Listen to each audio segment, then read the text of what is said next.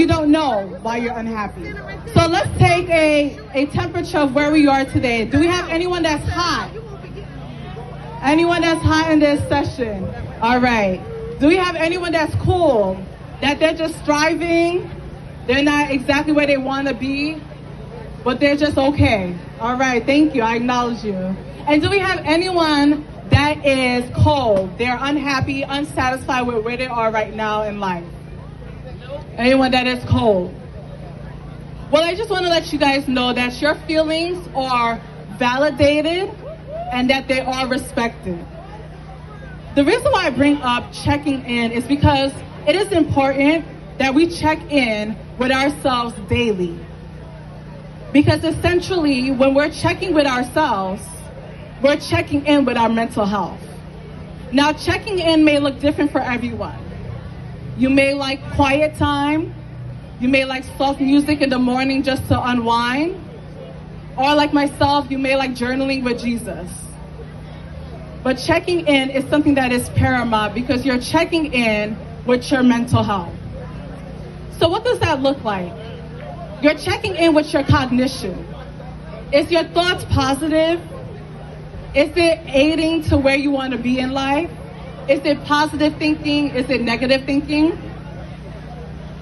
And then you're thinking about, or you're checking in also with your emotions. Are you responding from a hurt place, or are you responding from a healing place? And in turn, you are also checking in with your behaviors.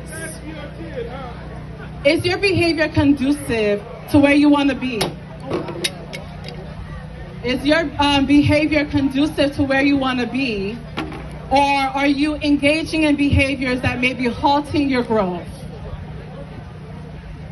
So as we know that checking is equally as important because you are checking in essentially with your mental health.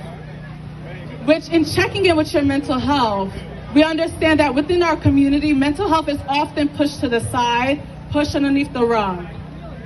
I come from a Haitian household, so we go by the terms that we're good even if we're not good. How many of us have ever went by that term?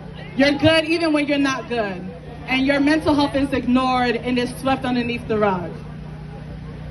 So, when you're checking in with yourself and you're taking this moment to go over the state of your cognition, the state of your emotions, your responses, and the state of your behavior, this then brings you to the state of your mental health. This is how we can every day take responsibility of our own mental health. Now, I want to give a shout out to us all because we are a part of a progressive generation where we are taking mental health into our own hands, where we're doing the research, that we are going on YouTube not only for our skincare routine, but we're going on YouTube for education on mental illness, such as depression, ranging all the way to dissociative disorder. And we're researching on the signs and symptoms of mental illness. So in this aspect, we are essentially working together as a community in providing that research. Once we're able to check in with ourselves daily and continue that education, we are then able to identify others in our community that we can use as an accountable resource. Accountability is key. As I stated earlier, mental health was always swept underneath the rug within our community. But because we are able to check in, we are able to build that rapport within ourselves, in turn, be able to identify the trust within our community. Once we're able to build that trust within our community, we are then able to continue to move forward. So what does that look like?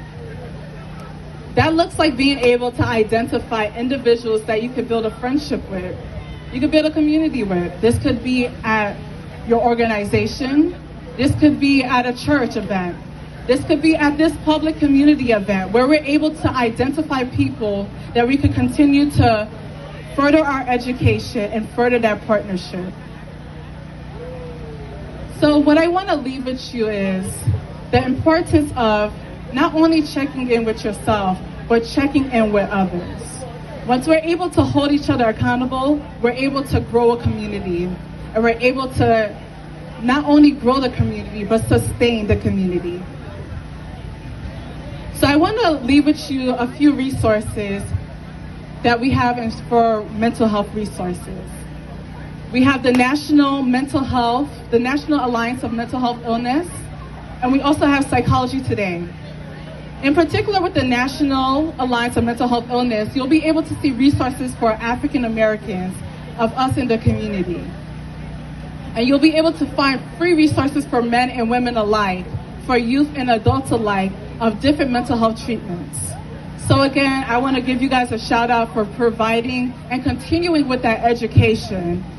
Remember to check in with yourself daily, and that can look different as long as you're putting your foot forward to check in with yourself. And in return, build that community, build that accountability, build that rapport with each other. It may take time, but once you build that rapport, you'll be able to move forward. In addition to that, I always say that prayer is key. So when you're seeking Jesus, he will definitely give you that intuition